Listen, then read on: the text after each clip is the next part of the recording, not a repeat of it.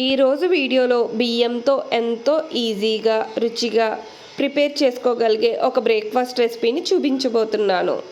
ముందుగా కప్పు బియ్యం తీసుకుని దాన్ని వాటర్తో బాగా శుభ్రం చేసుకోవాలి. శుభ్రం చేసుకున్న బియ్యంలో బియ్యం ములిగేంత వరకు నీళ్లు వేసుకుని ఒక గంట సేపు నాననివ్వాలి. ఇప్పుడు మిక్సీ జార్ తీసుకుని అందులో నానబెట్టిన బియ్యం, ఒక కప్పు పెరుగు వేసుకుని మెత్తగా పేస్ట్లా చేసుకోవాలి. అందులో హాఫ్ కప్ కరాచీనోక వేసుకుని ఉండలు లేకుండా కలుపుకోవాలి. కలుపుకున్న తర్వాత ఒక 10 నిమిషాలు లేక పావుగంట సేపు పిండిని పక్కన పెట్టండి. ఇప్పుడు పిండిలో తాలింపు, కొత్తిమీర వేసుకుని బాగా కలుపుకోవాలి. ఇప్పుడు ఆ పిండిలో రుచికి సరిపడే సాల్ట్, ఇన్స్టెంట్ బ్రేక్ఫాస్ట్ కాబట్టి ఈనో ప్యాకెట్ కానీ లేదా బేకింగ్ పౌడర్ కానీ వేసుకోవాలి.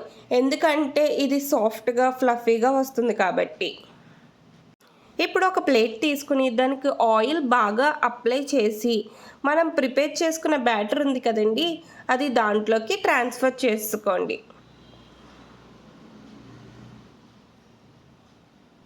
ఇప్పుడు 10 నుంచి 15 నిమిషాల పాటు ఆవిరి మీద ఉడకపెట్టుకోవాలి. నేనైతే రైస్ కుక్కర్లో చేస్తున్నానండి. ఇది నిజంగానే 10 నిమిషాల్లో అయితే ఉడికిపోయింది. ఇప్పుడు వాటి మీద కొత్తిమీర తాలింపుతో అయితే గార్నిష్ చేసుకుని వాటిని పీసెస్గా కట్ చేసుకుని ఒక ప్లేట్లో సర్వ్ చేసుకోండి.